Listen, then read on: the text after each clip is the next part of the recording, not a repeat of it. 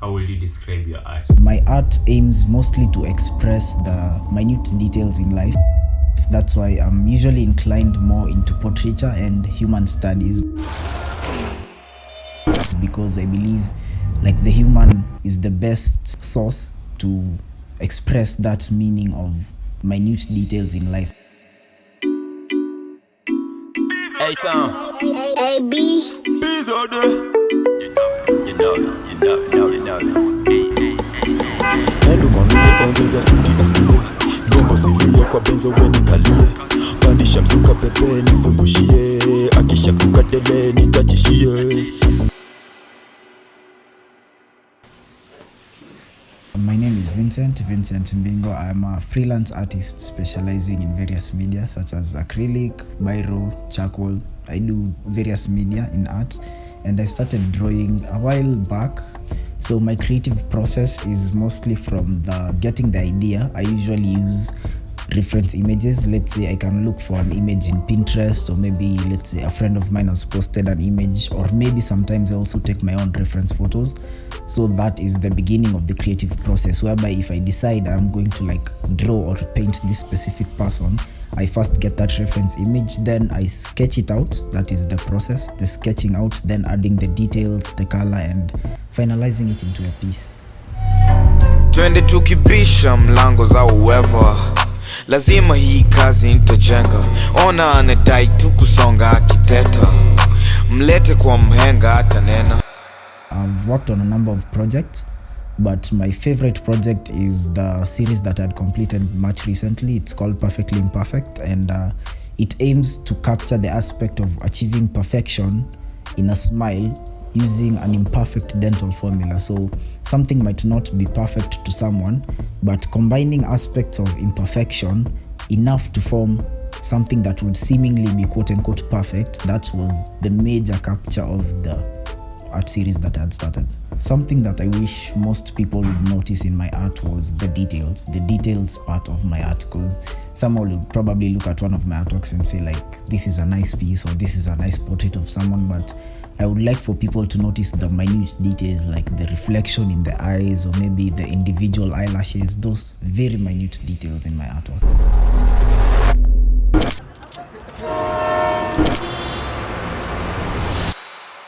I'm normally used to painting or drawing portraits and human studies, so I thought of trying a landscape scene for a change. And I also liked the reference image. It had a lot of details, and the reference image is from a photographer. His name is Mr. Maingi Kabera. I had asked for permission from him to draw the image, and yeah, I liked the details that were captured in the scene, and the night and everything, the lights, the details were just perfect. So that was my inspiration behind doing the I&M piece. A general lesson that I've learned from my artistry is to embrace the process. As cliche as that statement does sound, the process is something that really humbles you, in that you have to embrace the process such that instead of thinking of the actual end of the piece, which might be a nice thing, you have to think of everything you have to input in order to achieve that final piece, which is the details, the coloring, the lining, everything, proportions. So embracing that process and putting in the detail and putting in the work and intentional effort to achieve the final piece. Straight to the top.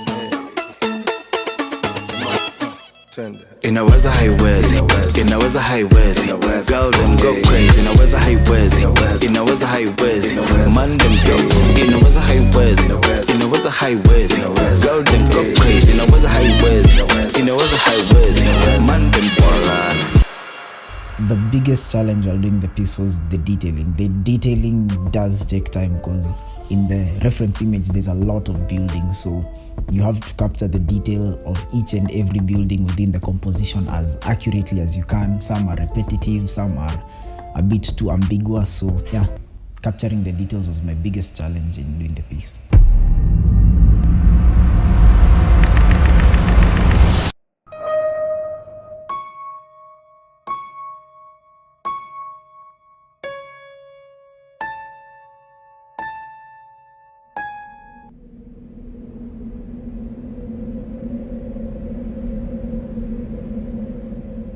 design ya Martin Luther Buddha niko na dream nieko kwa billboard do I get the bigger picture game bila Lowki nikadaro bila teacher nilitoka system na niko kwa kila speaker hapa si ati nini mwenye nguvu ndo anapishwa big stepper wanafuata nyayo nilishachukua the crown na nikakoma nayo sahi bado koja tea uko in denial wako ready kunijudge niko side yenye grass iko greener hadi kukistorm bado mina stand tall neza pull up na kibenza mabima ina come from within I was born to be king naona critics wamegeuka believers tulianza jani na the real ones I made it this far cause I'm a dreamer.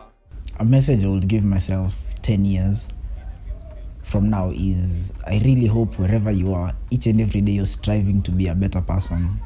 Compared to the previous day that you lived, I hope that each and every day you're advancing to be a better person and that you're doing something intentionally to make sure that you're a better person than you were yesterday.